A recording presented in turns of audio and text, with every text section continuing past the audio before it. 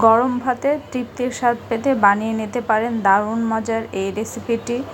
তো চলুন জেনে নেই কিভাবে রেসিপিটি তৈরি করবেন। রেসিপিটি বানাতে প্রথমে একটি ফ্রাই প্যানে দিয়ে দিব কতগুলো কাঁচামরিচ, আর দিয়ে দিব রসুন কোয়া, আর দিয়ে দিলাম পেঁয়াজ কুচি। এখন এগুলোকে খুব ভালো করে একটু টেলে নেব। চাইলে একটু তেল দিয়েও টেলে নেওয়া যায়, আমি শুকনা তাওয়াই এটা টেলে নিচ্ছি। যখন একটু পানিটা শুকিয়ে আসবে তখন দিয়ে দিব ধনেপাতা।